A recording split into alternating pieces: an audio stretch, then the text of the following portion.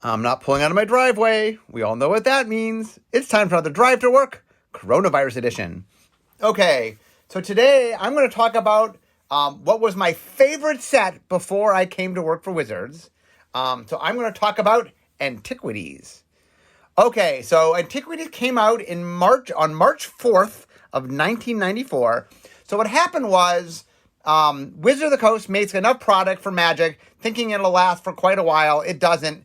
They put Alpha out, it sells right away. They put Beta out, it sells right away. They put Unlimited out, it sells right away.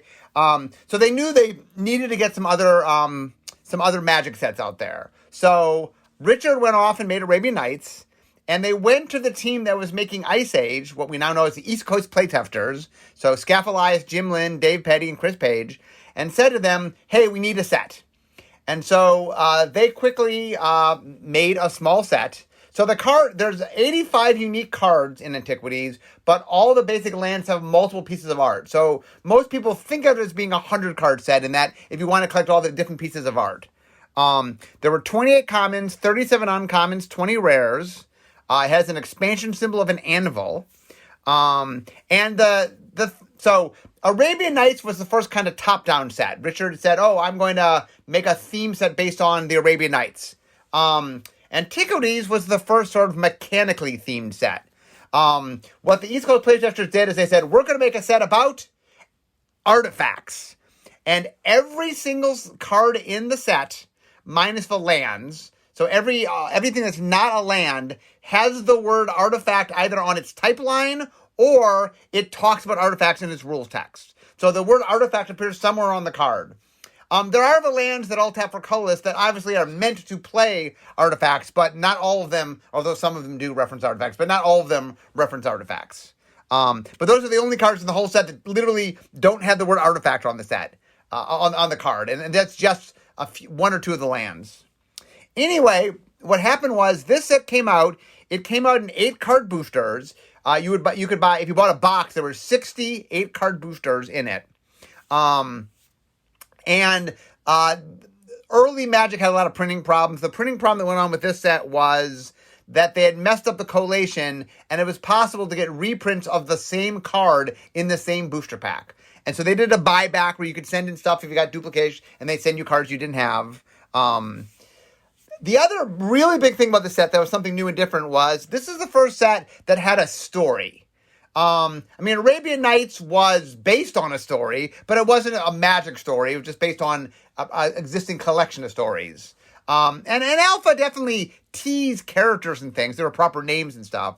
But so what they did is they said, okay, we're going to tell a story. But they did it in a very clever way, because they're like, okay, a trading card, you don't know the order you see things. So what if the story took place many years ago and you are digging up antiquities of the past that are giving hints of things that happen? And so the idea was, it was an event called the Brothers' War. So Urza and Mishra, who are brothers, end up getting in a very, very long war that takes over many years of fighting each other. They originally find Power Stones, and there was the Might Stone and the Weak Stone. And anyway, the Brothers' War lasts for a long time, and there's a lot of artifact creatures that are fighting this war, and you in the present are digging up remnants of that war. So anyway, from the very beginning of the game, I always liked artifacts. I was a huge fan. The idea that there was a set focused on artifacts was really, really cool to me. So I was quite excited by it. And the hint of the story I thought was fascinating. I really liked what it was doing. And it's the first set that really, this is the set that first mentions the Phyrexians for the first time. This is the set, Urza and Mishra had shown up in name in Alpha, as did Ashnod. But really, this is the story that said, okay, we're going to take some of those proper names and really explain who these people are. So maybe you would, you'd own Urza's glasses or something, but who was Urza? And all of a sudden, you're learning who Urza was, who Mishra was, and such. Okay, so what I'm going to do is go through the set. I'm going to talk about different cards. I'm going to go in what would be collector number order, although I don't think there weren't collector numbers at the time. But how we now order them. So we're going to start with Argivian Archaeologists. So 1 white for 1/1, white and tap. you bring an artifact from your graveyard to your hand. Now, I loved Giving Archaeologists. This, I believe, was the first card. In Alpha, there was Regrowth, which lets you get back anything. But this was a creature. This wasn't a spell that got back stuff. This was a creature, and a reusable creature. And so I made a lot of artifact decks based on this set, and the Archaeologist showed up in a lot of them because it allowed me to get back things, and I thought it was quite cool. Next, we have our Argivian Archaeologist, 1 white 2/2. You tap it to prevent 2 damage to target artifact creature. So a lot of what Scaff and company did in this set was they took things that Alpha had done and found ways to sort of connect them to artifacts. For example, there was a card called Samite Healer in Alpha that you could tap it to prevent 1 damage to any target. And Argivian Blacksmith was like, well, I'm like that, except I can't tap for anything. I can only tap to prevent damage to artifact creatures, but I can do more than Samite Healer prevented 1 damage. This prevented 2 damage. Ended up being kind of narrow. I don't think this card saw lots of play. Okay, next up, we have Artifact Ward and Circle Protection Artifacts. So Artifact Ward costs 1 white mana. It's an enchant creature. And then the creature has basically protection from artifacts. Technically, when it was printed, it sort of wrote things out. Let's see, is it, let me look at the, okay, so it doesn't technically have protection. Enchanted creature can't be blocked by artifact creatures, prevent all damage that would be dealt to enchanted creatures by artifact sources, and enchant creature can't be a target of abilities from artifact sources. This card should have been protection from artifacts. The ward that it is copying gives protection. Maybe they thought they couldn't do protection from artifacts at the time.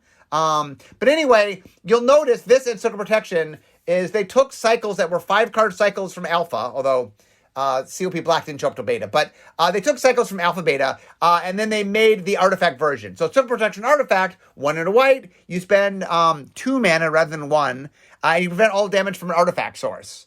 So this is them sort of like taking cycles and then just saying, okay, well, this protects you from colors, well, this protects you from artifacts. Okay, next up, Dampening Field. So Dampening Field is 2 and a white. Players can't untap more than 1 artifact during their untap step. I'm reading the Oracle text, by the way. When I find fun text that's the original text, I'll read it. But so anyway, this card, there was a card in Alpha. There was 2 cards. One was called Smoke, and one was called Winter Orb.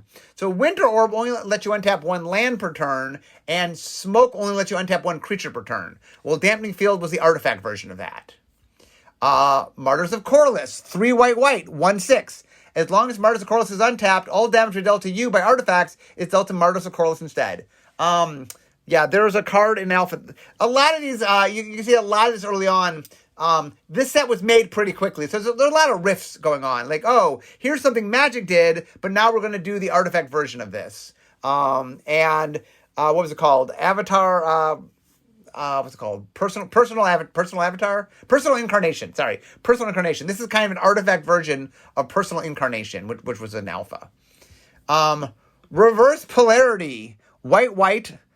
You gain X life, where X is twice the damage dealt to you so far by this turn by artifacts. So this is another thing. The set had a lot of helping artifacts and then protecting you from artifacts. I think this set was a little bit too strong in protecting you from artifacts. This set kind of, nowadays when we make sets, we definitely put answers to the set in the set, but this set is a little stronger than that in trying to find the answers. Now, that's all the white cards, by the way. There's only 7 of each of the colors in the set. Most of the set is actually artifacts because it's an artifact theme set. So now we get on to blue. So Drafna's Restoration. Put any number of target artifact cards from target player's graveyard on top of their library in any order. So this allowed you to sort of get back your artifacts, but you didn't draw them. You put it on top of your library. There were some decks that used it, but it was a little clunky. Energy Flux, enchantment, 2 and a blue. All artifacts have, at the beginning of your upkeep, sacrifice this artifact unless you pay 2 mana. This was this the first? There were some other cards that made you tax things. So this might be the first thing. There's a card in Legends that's a land that taxes creatures, but this is before Legends. So this might be the first taxing card that made you tax to keep things. I don't think this is copying. I think this was doing something that had been done before. Okay, Hercules Recall. Return all artifacts target player owns to their hand. This card saw a lot of play because early Magic, with the Moxes and Lotus, and there are a lot of artifacts out there. And there's a lot of mana, Soul Rings, and the Hercules Recall became saw a lot of play in early Magic. Power Artifact. Blue, Enchantment Aura. Enchanted artifacts' abilities cost 2 less to activate. The effect can't reduce the mana in that cost to less than 1 mana. So there's a bunch of stuff like this where you can put it on a singular thing to make mana cheaper. We don't do a lot. We do that a little bit, but not as much anymore. Reconstruction. So the next one's Reconstruction. It's a sorcery, costs a blue mana. Return target artifact card from your graveyard to your hand. So this was kind of, in Alpha, there was Raise Dead, which was a single black mana, get an artifact back. Get a creature back. So this was just mirroring that, in blue, though, because blue was, you'll notice here that a lot of blue cards are getting back artifacts from your graveyard. They're bouncing them back to your hand, returning from graveyard to top of library. This one gets them back to your hand. Reconstruction is interesting because there was a little misprint here. Reconstruction forgot to put on the expansion symbol. So this is the first card that was from an expansion that didn't have an expansion symbol. And a little funny story is 1994 U.S. Nationals. At the last minute, they announced that you weren't allowed to play any card that had an expansion symbol on it, which meant basically you could only play cards from the core set and not cards from expansions. But Reconstruction was playable because it didn't have an expansion symbol. So in U.S. Nationals 1994, the only card from an expansion that was playable in the format was Reconstruction. Next, Sage of Latinum. So this card actually just got reprinted in Dominaria. So Sage of Latinum is 1 and a blue. It's a 1/2 creature, human artificer. Although it was a sage at the time it was printed. Tap, sacrifice an artifact, draw a card. So it allows you to turn artifacts into card drawing. And it's actually kind of balanced. Like I said, we've reprinted it. We reprinted it in Dominaria because it was safe to reprint. Okay, and the final, this was one of my favorite cards in the whole set. Transmute Artifact. Blue, sorcery. Sacrifice an artifact. If you do, search your library for an artifact card. If that card's converted mana cost is less than or equal to the sacrifice artifact's converted mana cost, put it onto the battlefield. If it's greater, you may pay X for X of the difference. If you do, put it on the battlefield. If you don't, put it into its owner's graveyard, then shuffle your library. So what this lets you do is turn an artifact on the battlefield into an artifact from your library. You had to pay extra mana if the thing you're getting was bigger. Interestingly, I had so many. I loved this card. I made the card Tinker in Urza Saga because I was trying to make a cleaned up version of Transmute Artifact and ended up making what R&D has claimed to me the most broken card I ever designed, which was Tinker. But anyway, Tinker was me trying to do a cleaned up version of Transmute Artifact. I kind of took away the things that kept it in balance, like the paying extra mana. But anyway, this was one of my favorite cards. My favorite white card was Argivian Archaeologist. My favorite blue card was by far Transmute Artifact. Okay, now we get into black. Artifact Possession. So 2 and a black, enchant artifact. Whenever enchanted artifact becomes tapped or a player activates an ability of an enchanted artifact without tapping its activation cost, Artifact Possession deals 2 damage to that artifact's controller. So there was a card called Wanderlust in Alpha. There are a bunch of cards that kind of punish you for having a creature or a land or particular things. This was kind of the equivalent for artifacts. It also does damage when you activate it, so it becomes tapped or becomes activated. So it's a little different. Wanderlust just punishes you every turn no matter what. Okay, Gate to Phyrexia, one of the big breaks of all time. Black enchantment. Sacrifice a creature. Destroy target artifact. Activate this ability only during your upkeep and only once per turn. I think this is the only black card that destroys artifacts. Early Magic definitely had the philosophy of, well, yeah, black's not supposed to be good at this, so we'll just make it really weak. And this card is weak, but it's now our belief is, look, don't let cards do things they're not supposed to do. Even doing it weak, if the deck really needs it. Like this card sees play in Commander, I know, because if you're playing a black deck and you really need to get rid of artifacts, this is your only choice. Which is the problem with making weak versions of things is if the goal is you're not supposed to do it, even weak things are doable. I think this is there's a few other cards that do it, but this is introducing Phyrexia. This is one of the few cards that makes mention of Phyrexia. There's flavor text about Phyrexia. So this is the introduction of the Phyrexians for the very first time, which is, in fact, is Magic's oldest villain. In Legends, we meet Nicole Bolas. So a set later, you meet Nicole Bolas. So they both are from the first year of Magic, basically. I mean, it came out in 94, but if you thought, both of them came out before a year of Magic had gone by. Okay, next, Haunting Wind. So enchantment, 3 and a black. Whenever an artifact becomes tapped or a player activates an artifact's ability without tapping its activation cost, Haunting Wind deals 1 damage to that artifact's controller. So it's sort of weird. Haunting Wind and artifact possession are kind of the same thing, except artifact possession goes on a particular artifact and only punishes that artifact, where Haunting Wind affects all artifacts. Now, I think it affects everybody, not just yours, but everybody's. So this is meant a little bit more as a sideboard card. Phyrexian Gremlins. Okay, so Phyrexian Gremlins, I think this card was a gremlin when it first came out, then became, I think, an Oofy for a while, and then when Gremlins came back in Kaladesh, it went back to being a gremlin. So 2 and a black, it's a gremlin creature. 1/1, you may choose not to untap Phyrexian Gremlins during your untap step. Tap target artifact. It doesn't untap during its controller's untap step for as long as Phyrexian Gremlins remain tapped. So there's a series of cards we did for a while early on where you would sort of lock things down, and then as long as this creature stayed tapped, that stayed tapped. Why this is an artifact, why this isn't black. Black kind of locking down artifacts isn't really black. As you can see, there's a lot of, the color pie at the time was, like, a lot of it hadn't been figured out yet, so I mean, it's not really a knock against, the East Coast playtesters. Like, the color pie hadn't really resolved some of this, so they sort of did some things, and after the fact, like, oh, okay, let's clean this up a little bit. Okay, next, Priest of Yawgmoth. So 1 and a black for a 1/2, human cleric. Tap, sacrifice an artifact. Add an amount of black mana equal to the sacrificed artifact's converted mana cost. There's a card in Alpha called Sacrifice, where you sacrifice creatures to get black mana. This was that, but on a creature and for artifacts. Xenic Poltergeist. This is my favorite of the black cards. Xenic Poltergeist, 1 black. It's a 1/1 spirit. It was summoned Poltergeist originally, but later becoming a spirit. Tap. Until your next turn, target non-creature artifact becomes an artifact creature with power and toughness, each equal to converted mana cost. So it animated your artifacts, your non-creature artifacts, which is really cool. I had a lot of fun decks with this card. Once again, why is this black? It's kind of weird in black, but because there was not a lot of definition of what did artifacts, a lot of stuff in Antiquities, looking back, I mean, with now it more cleaned and figured out, it does a lot of stuff that we don't let it do anymore. But anyway, this was a pretty cool card. It's my favorite of the black cards. And finally, Yawgmoth Demon, in black, that is. 4 black, Demon. It's a creature, 6/6.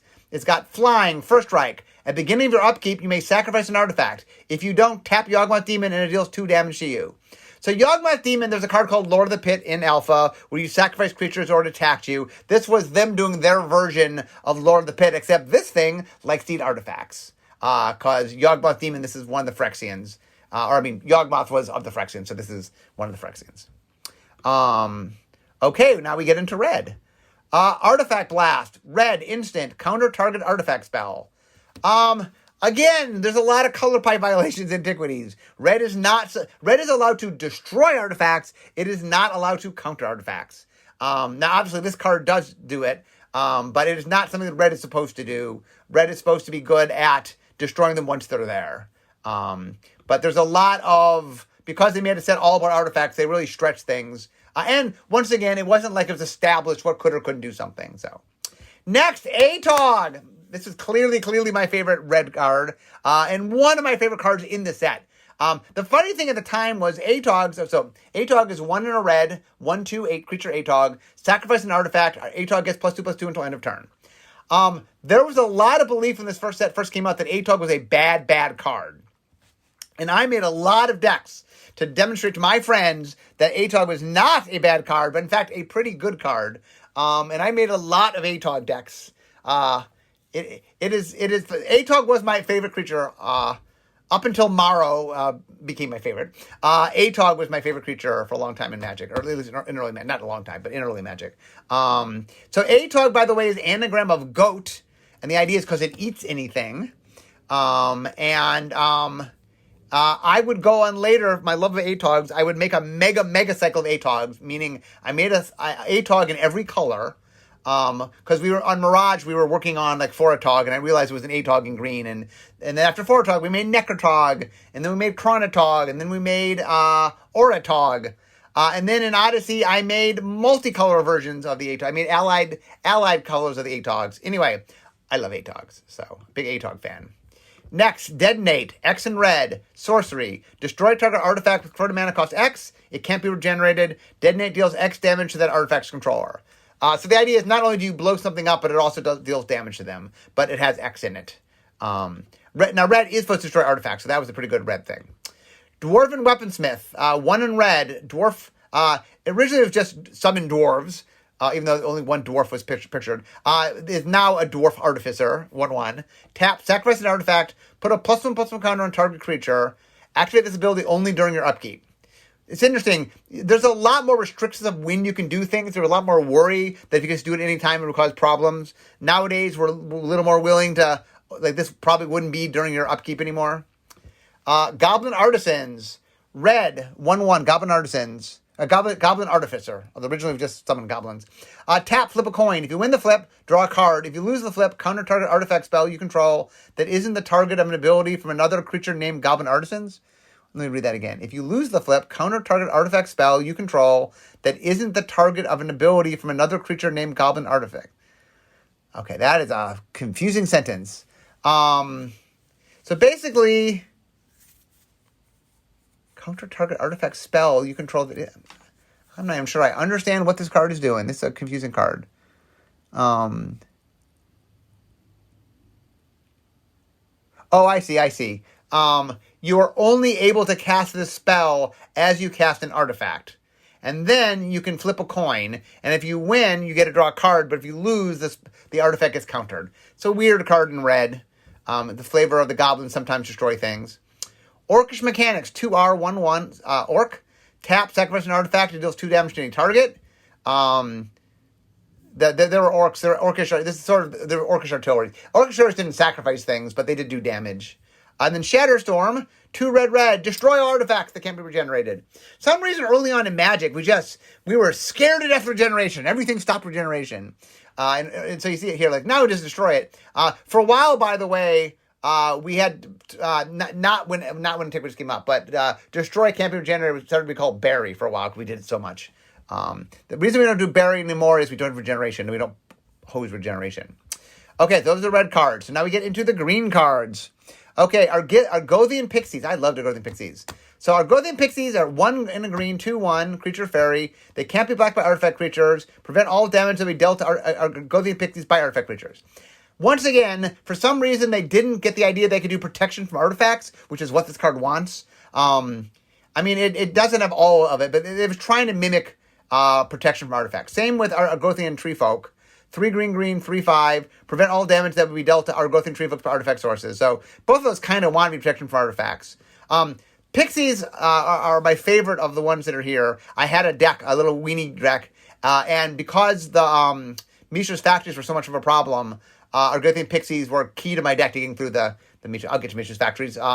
This is probably a 2-podcast thing just because I can see from my clock. I'm going to get through half the set, but I'm not going to get through all the set. Okay, Citadel Druid. 1 in a green, 1/1. Human Druid, or the original was just a summon Druid. When an opponent casts an artifact spell, put a +1 counter on Citadel Druid. So, Richard had made a creature that whenever a creature died, you got a +1/+1 counter. And so I think they were riffing off of that. Alpha did have things with +1/+1 counters, but like Fungasaur got a +1/+1 counter when you were damaged. So Alpha and Arabian Nights has sort of made a few cards that like when thing X happens, get a +1 counter. Because this was an artifact spell. Now note that it's not when anyone casts an artifact, it's only when the opponent casts an artifact. Nowadays we tend to do things more of when you do it so you can build around it. Crumble. Crumble is an instant for green. Destroy target artifact. It can't be regenerated. That artifact's controller gains life equal to its converted mana cost.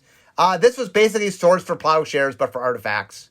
In which I'm destroying it for 1 mana and giving you life. Obviously, it has a can't be regenerated because we did that everywhere. And Crumble was very, very good. It was a 1 mana answer. It was actually stronger than Shatter, which was a 2 mana answer. And artifacts were all over the place in early Magic. So Crumble saw a whole bunch of play. Gaia's Avenger, 1 green green, tree folk, 1+*, 1+*. Although on the original card it was star plus 1, star plus 1. It was a tree folk. Originally it was summoned Gaia's Avenger, but now it's a tree folk. Gaia's Avenger's power and toughness are equal to 1 plus the number of artifacts your opponent controls.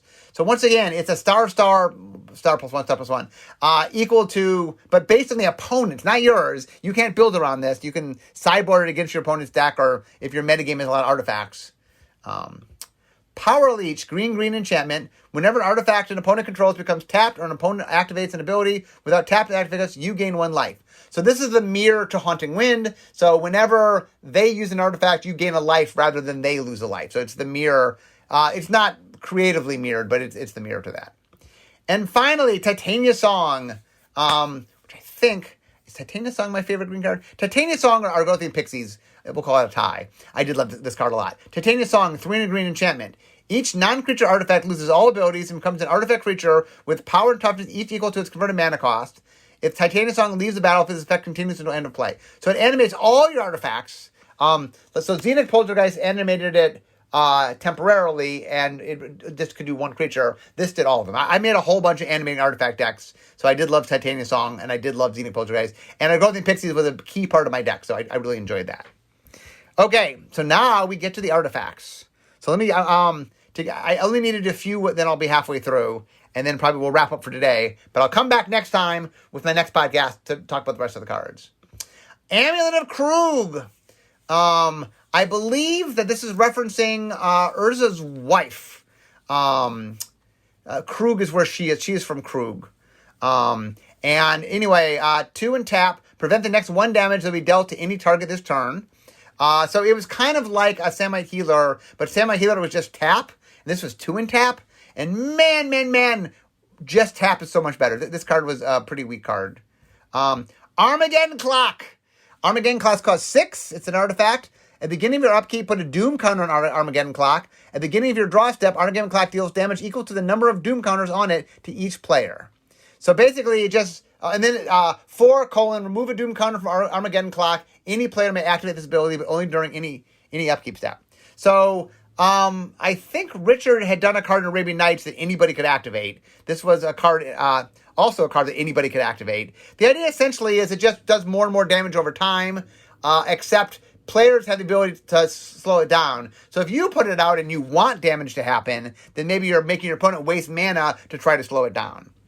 Anyway, the very first t-shirts that Magic made were Vesuvian Doppelganger, Nightmare, and Armageddon Clock. There was a Hurloon Minotaur made just for employees. But those were the first 3 shirts ever made with Magic. Armageddon Clock was one of them. It was a very odd choice. This wasn't a particularly popular card. The art by Amy Weber is a very cool piece of art, which is, I'm sure, why they chose it. But it was an odd choice just because, Vesuvian Doppelganger and Nightmare, a lot of people played. They were very popular cards. Armageddon Clock was not a very popular card. So it was definitely an odd choice. Okay, next, Ashnod's Altar. So Ashnod was Mishra's right-hand person. She was sort of his apprentice, I guess is probably a better term. So Ashnod's Altar, 3 artifact, sacrifice a creature, add 2 colorless mana. This card did see a bunch of play, just because it converted creatures into mana. Colorless mana, but still. There's definitely some decks that played this, especially early on in Magic. Next, Ashnod's Battle Gear. Ashnod's Battle Gear, 2 artifact. You may choose not to untap Ashnod's Battle Gear during your untap step. 2 and tap, target creature you control gets +2/-2 for as long as Ashnod's Battle Gear remains tapped. So this is the early versions of equipment. This is kind of proto-equipment. Equipment didn't happen until Mirrodin. You'll notice, it's flavored as equipment. You can only use it on your creatures, and it has this kind of... I can keep it tapped, so I can put it on my creature and keep it on my creature, but I then can take it off and put it on another creature. So this is definitely early on. Ashnod's a little bit of a masochist, so the idea that her armor, makes you more powerful, but it also hurts you to wear it, so +2/-2. I thought that was pretty flavorful. Okay, next, Ashnod's Transmogrant. Ooh, I played this card a lot. 1 artifact, tap, sacrifice Ashnod's Transmogrant, put a +1/+1 counter on target non-artifact creature. That creature becomes an artifact in addition to its other types. So the cool thing with this card is not only did it make a +1/+1 counter, but it turned things into artifacts. And because there were a lot of artifact shenanigans that the set made, the ability to turn something into an artifact was pretty cool. And so I had a lot of decks that use this card as a means to include some non-artifacts so I could turn them into artifacts to care about them being artifacts. So this was definitely something I got a lot of use out of. Okay, I got 3 more cards, and then I think I'm halfway through, and then we will wrap up for today. Battering Ram. Battering Ram, it costs 2. It's an artifact creature or construct. Originally, artifact creatures didn't have creature types at this time, so it didn't have a creature type originally. 1/1. At the beginning of combat in your turn, Battering Ram gains banding until end of combat.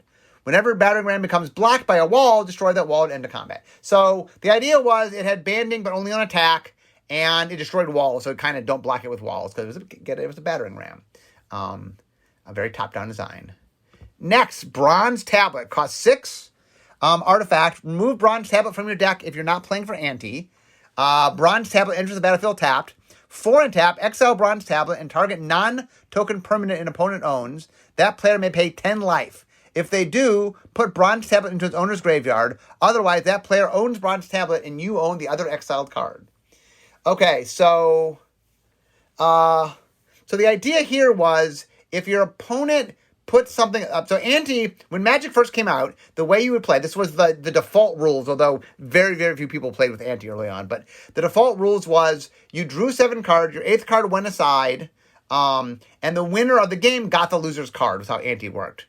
This card lets you, if you get this card, you can trade your Bronze Tablet for your opponent's Anti card, basically. And so even if you lost the game, you still could get their Anti card.